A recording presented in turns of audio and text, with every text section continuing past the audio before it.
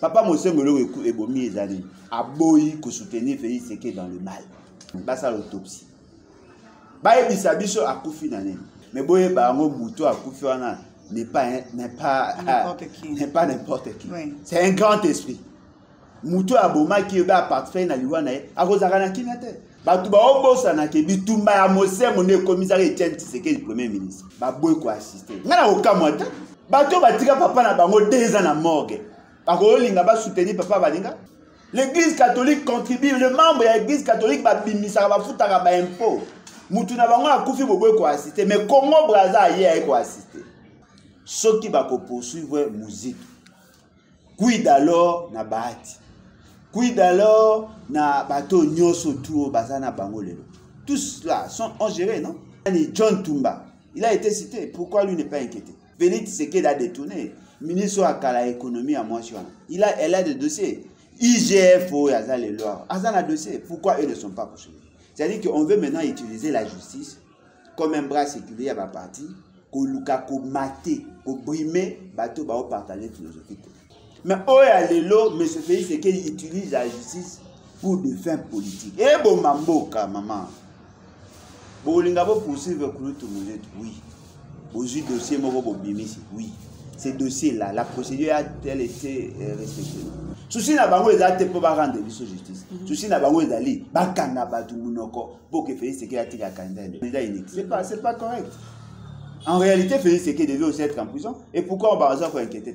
La constitution actuelle n'est aux allélos et exclure une catégorie à bas Congolais d'origine, n'a pas Congolais par naturalisation, n'a poste de pays. Pour essayer de créer confusion, bateau, la loi, ils sont très malins. Baolinga bala ki sabino que Moutounyo est capable de recommencer président. Faux, Lukuta, Bakosibino. Moutaoué comme un Congolais d'origine par l'acte administratif. Congolais d'origine, il a dit Moutou a une carte à liste à 450 tribus. Automatiquement un Congolais d'origine. Si vous changez cette loi, vous aurez un problème. Vous allez réduire les libertés des gens. Il y a des gens qui créent le malheur dans le Congo parce qu'ils n'arrivent pas à réfléchir au-delà. Nakati ya loi déjà il y a une nette évolution. C'est que Tiani avait présenté dans son temps, na Oeza Lelo, et à loi Moroté.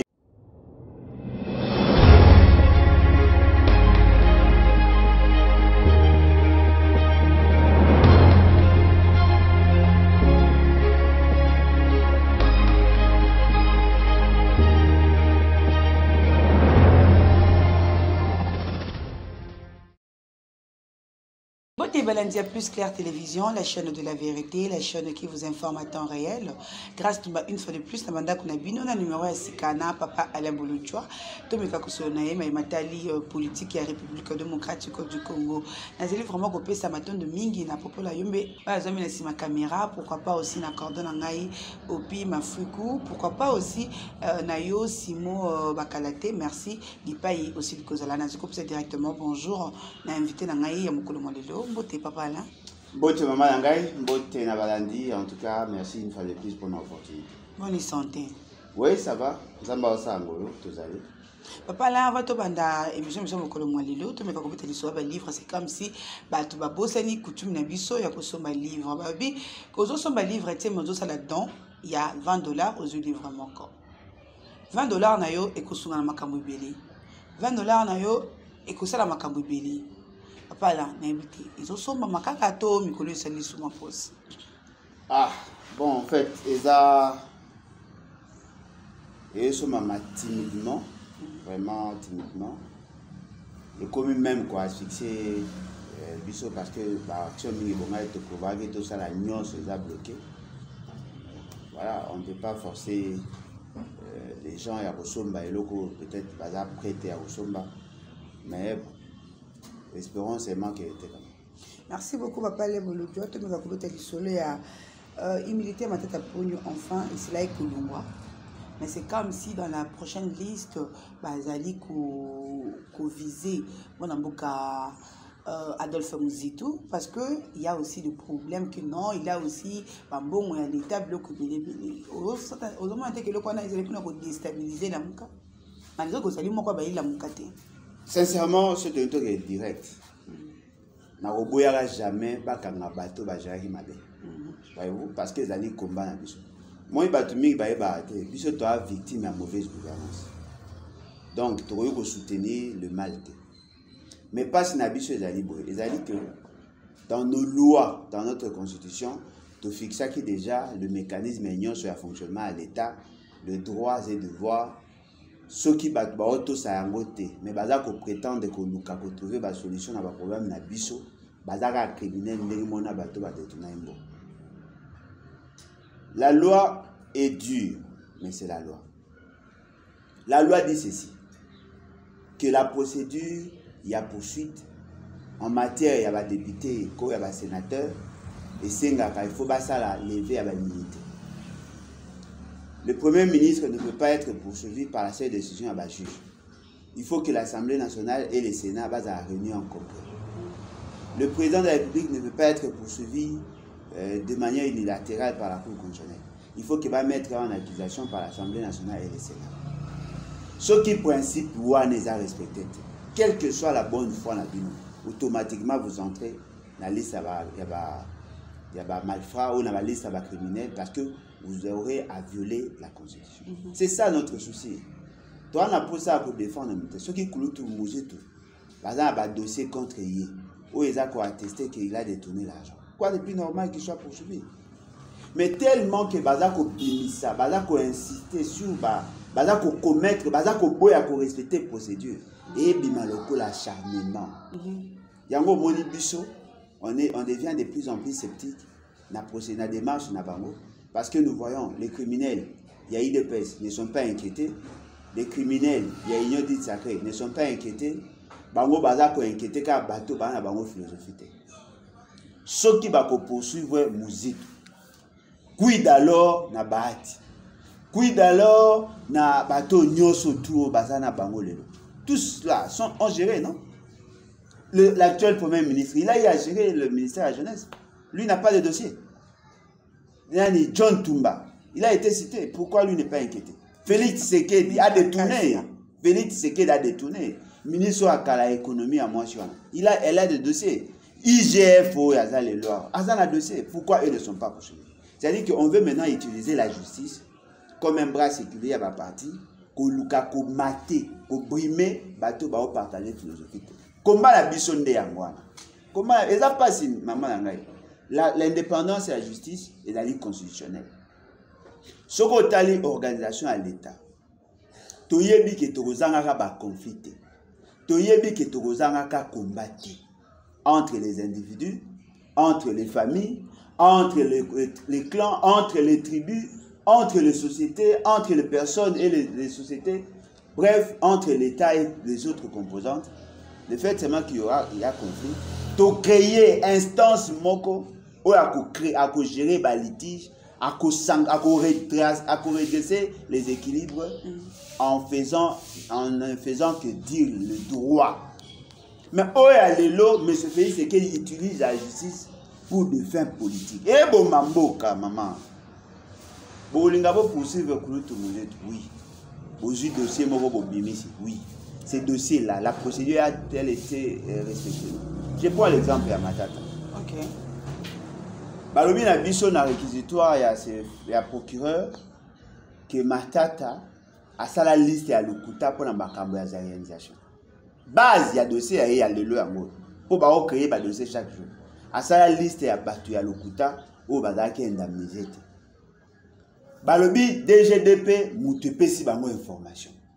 DGDP a lobby que liste wana basala yango banda kala depuis kala et banda na période ya Mobutu ba élargi yango na Laurent Désiré Kabila Laurent Désiré Kabila boy Joseph Kabila yé le quoi bazaki na programme na Fonds monétaire international na Banque mondiale ba yebisi bango pour que to résoudre le problème na bino il faut que bo futa dette publique wana na dette publique wana basala liste ya 300 personnes.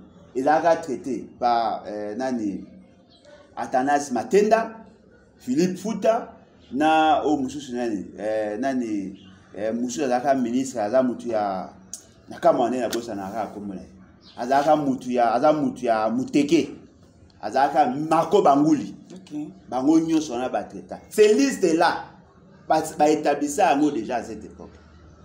Mais le quoi a posé à cause de matata. Dossier à l'immobilier simbité, parti si dossier moussous. Souci n'a pas été pour rendre de justice. Souci n'a pas été bakanga batu munoko pour que Félix Tshisekedi ait un candidat indépendant. Un candidat unique. C'est pas correct. En réalité, Félix Tshisekedi devait aussi être en prison. Et pourquoi on va encore inquiéter? Son directeur de cabinet est en prison, non? Et pourquoi lui a nié? On veut utiliser la justice.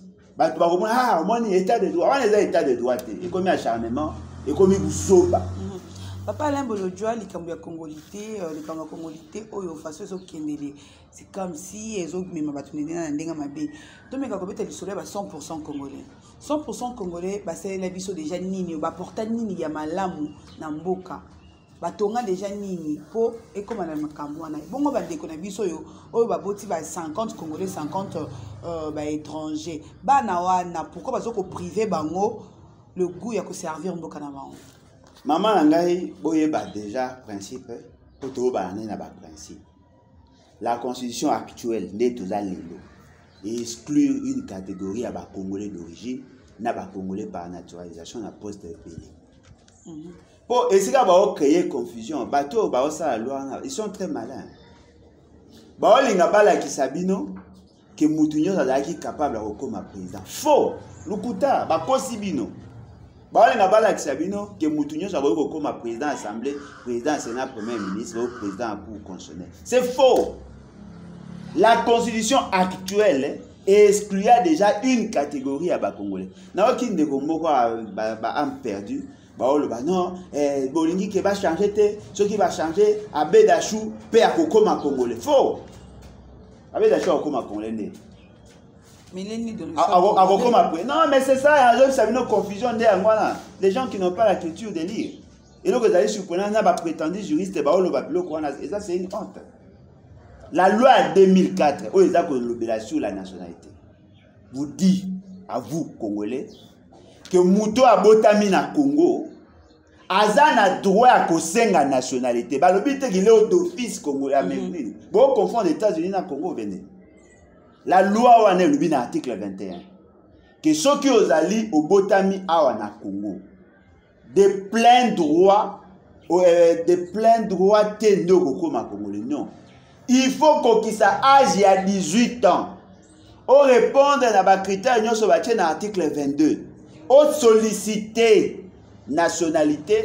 Na kati ya dossier na yo o annexé certificat na yo à naissance à partir ya wanande acte de naissance na yo à partir ya wanande ba ko apprécier et ba ko signer un document ba ko tia na journal officiel. Et ça facile ko koma congolais. Bon ah non Abedachou a ko koma président. Bo yebité botanga kapeti. Na sala économie na zo katanga botanga toi maman. La loi dit la nationalité congolaise et ça a de manière automatique. Ato botamiawe au cause de la nationalité ceux qui ont commis 18 ans. Mais ceux qui va boti na yo, ceux qui va boti na yo, bango déjà va changer la nationalité, ba na mikanda, il y a jugement à nationalité. Ateo va passer par une nationalité, yo do cause de la nationalité de plein droit parce que mon boti na yo aza congolais. Et puis la constitution est claire. Mouto yo aza congolais d'origine.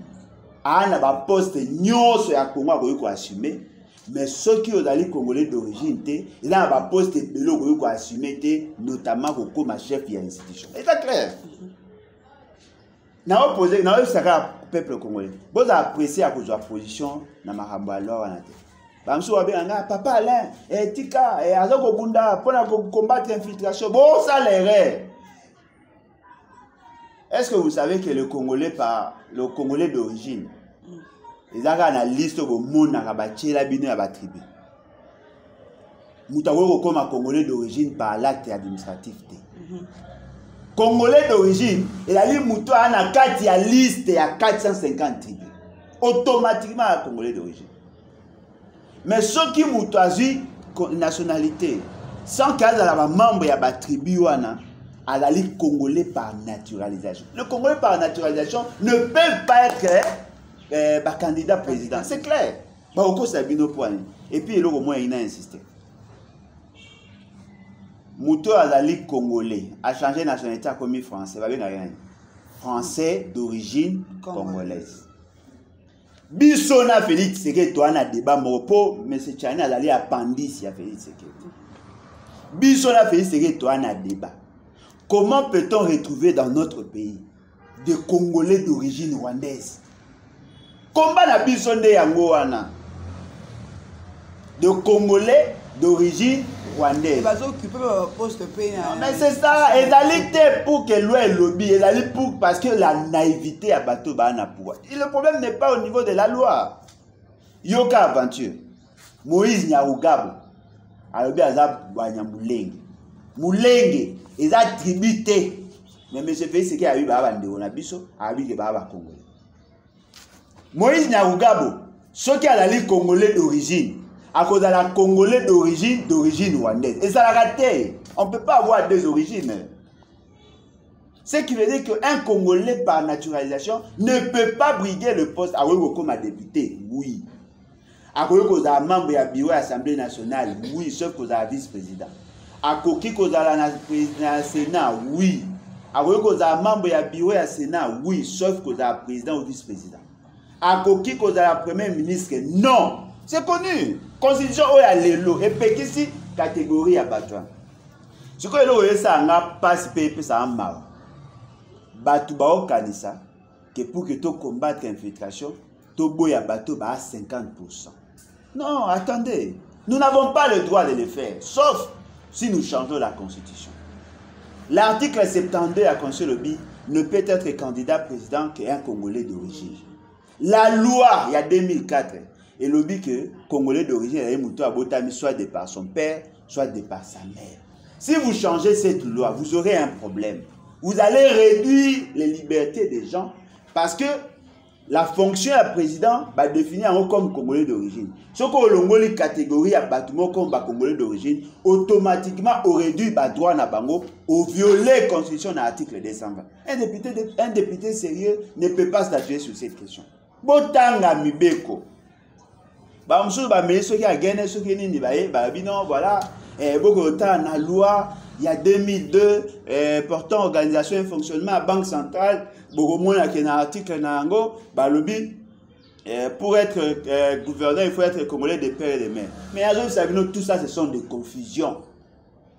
Cette loi-là est antérieure à la Constitution. Loi on est en 2002, Constitution est en 2006. Comment vous avez la confusion à ce niveau? Mais pas que les gens dans la loi, il y a 2018, il y a Banque centrale, ceux qui parlent de l'eau.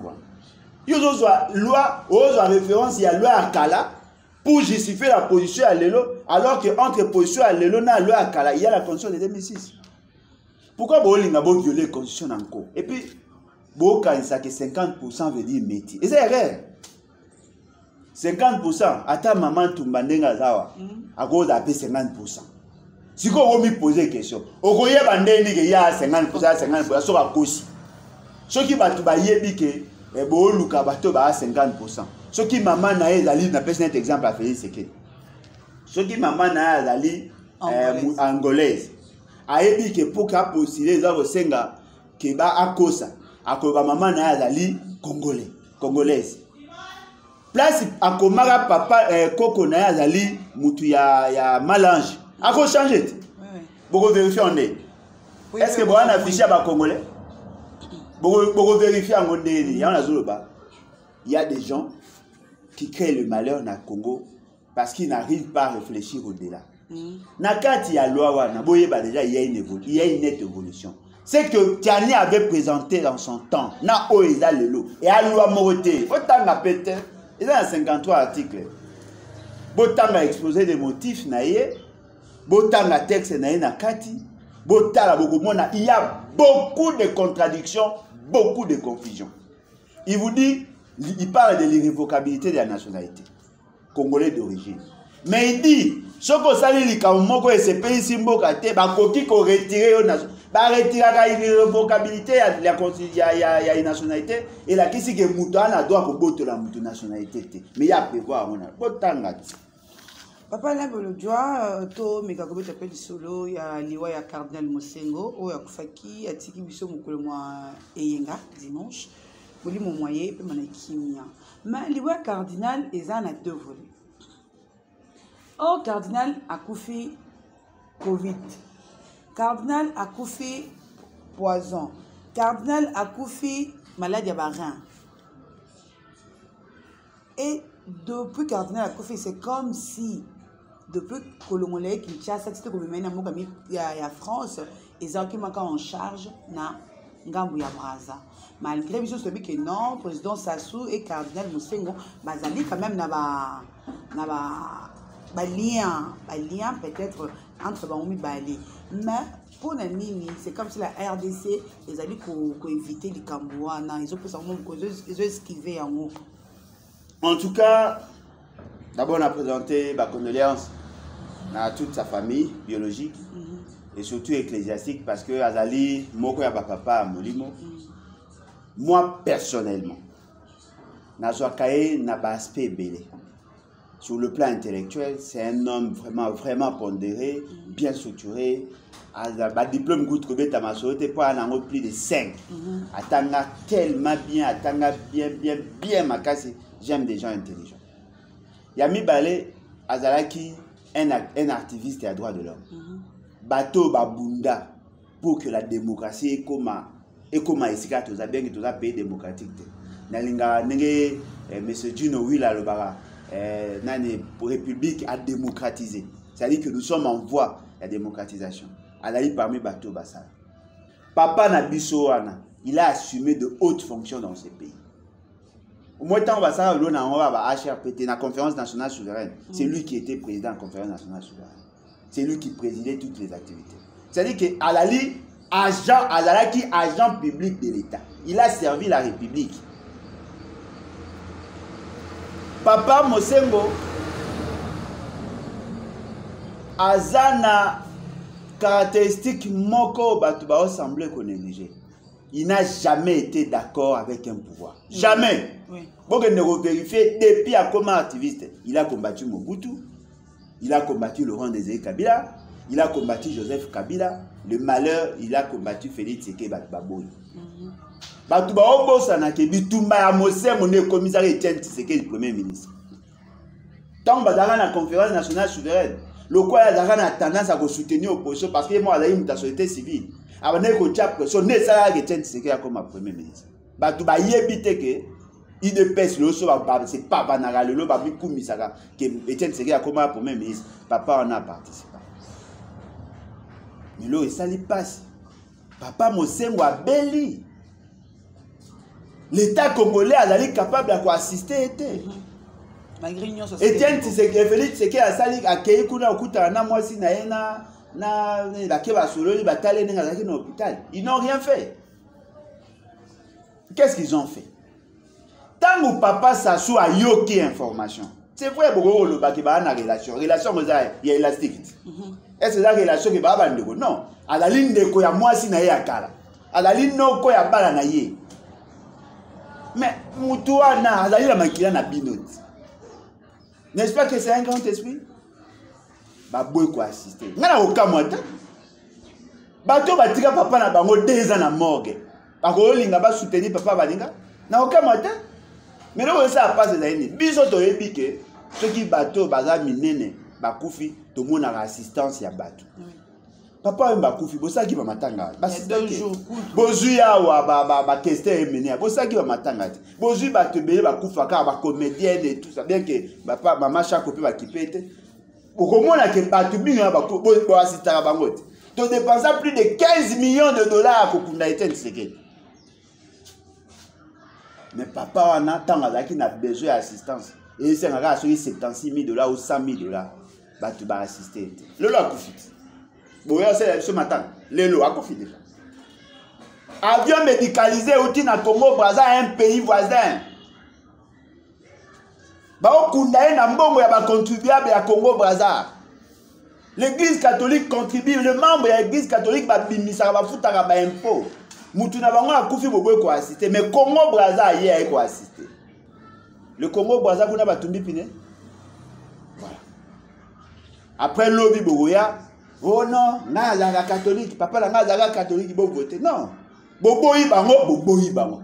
pona nini baboyi bango mama na koyebisa yo luka okutana na ndeko na biso Yves Buya OK bosola na ba révélation moi mba na sale moko kanga apesi détail sur détail le point à divergence le conflit qu'il y a aujourd'hui entre le pouvoir na église catholique na Papa Mosengo. C'est-à-dire que baboyi que Papa Mosengo aboya ba proposition na bango. Papa Mosengo le ebomi ezali aboyi ko soutenir Félix Tshisekedi dans le mal.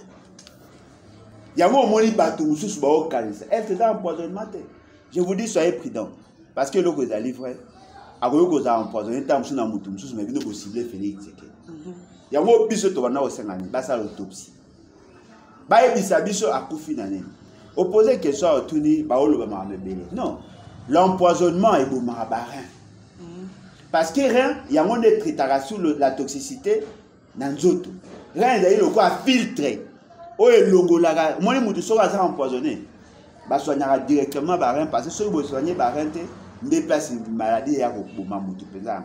Ce que zuyo a waté et que kendara n'a rien. Et là tout au lien à mabé et passe à parler rien.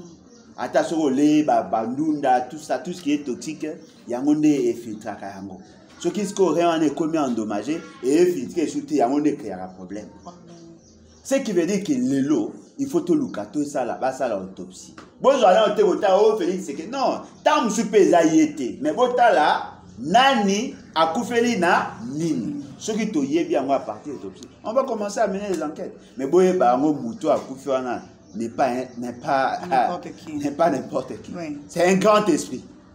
Moutou Aboma qui est à partir na liwana a rozara kimete. A rozara jamais na kimia. Et puis tant makoya, je vais demander na kosenga na congolais nyonso. To ba ko observer penza molimo za na kimia. Et za la ngonga ya troubleté. Parce que moni bato ba kunda ba on a désordre, déjà bato ba vivant na désordre. Désordre oui. Soko moni mutu ba na ye ba tout ça ba zo ko saboter nzoto na ye ba morgue za ko umela parce que c'était comme ça qu'il a vécu mais o ezali mutu ya kimia mutu ya paix tango to organiser matanga eza na kile voilà papa là le doit to komi na suka émission sur mokolo molelo to tikela pe Trésor King plateau pour ba ko yamba yo to meka kulakala na ba intervention sur ce côté là aussi bon Trésor King ya rozani ya kendane ya bachango na maki kutu lobi na ba bato ba comment o ba marcha ki lobi mamba transformer ba te la muta seko na moi ki kuna tana ba bat tout ça papa les moyens de révolution peut-être qu'on te dit que ça donc jouer bah c'est ma planifier moi bien mais c'est quand même un jeune courageux okay. Le jour OK bon a plusieurs ba kanga mba le so ngana OK ti na plein hôtel pour ba révolutionnaire mi ba suka na prison OK bon ils a pour embêter les banga bon dimanche tozaki na réunion na niveau ya lebat bato mususu pe bazalaki na posa ba intervenir na remarqué que bato belé baza ko cliquer na lien sans que ba installer Zoom et si matin so vous na posa intervenir na émission na réunion il faut d'abord installer Zoom na téléphone be na machine na yo so ko installer Zoom no ko zo asko lien tango cliquer na lien et ko funga mais so vous na Zoom te ko funga matin. Donc, vous savez, vous avez un biseau avant, vous avez un message avant, à 2 heures avant pour l'envoyer. Parce que réunion à 16 h heure de Kinshasa. Et donc, c'est ça. Réunion au ça dimanche prochain. Toujours ça à toilettage, à statut, et puis on clôture. Parce que, moi, qui m'a écrit, on va en parler dès qu'on finit aussi ici de côté. Membre fondateur, on va souscrire. Sachez-le très bien, ce qui est commis à Souka, on ne va plus accepter de changer liste. Liste est définitive et puis on va aller introduire. Je crois que tu vas comprendre que tu as posé ça à l'Essungi, tu as posé ça à l'accompagnement. Aidez-nous à avoir le moyen de nous organiser. Parce que tu vas poser des questions. Est-ce que c'est important pour créer ma partie? Non. Même ne quand un esprit à occupation. Si vous n'avez pas de permis de conduire, na Kinshasa au combat. Ce n'est pas parce que tu es révolutionnaire, permis de conduire, c'est l'administration qui les délivre. Ou est ça boutique sans autorisation d'exploitation. Il y a un cas d'occupation. Ou tant que yaka na Kinshasa, boyi bozom na bapoto, n'est-ce pas bosom ba go passe. Bo pesa bon et pas nan. Quand il n'y a pas d'administration, mais besoin que tout ça, c'est difficile, tous à l'actif, les lots dans Kinshasa, sans que tout ça un document. Vous voulez organiser une activité, il faut informer. On fait comment? Voyez-vous? Tu as posé tout ça en activité à sensibilisation. Tu vas y aller, tout ça va descendre. Quand on a tout le monde a trésor king, alors qu'il y a deux personnes à faire, au mégaphone.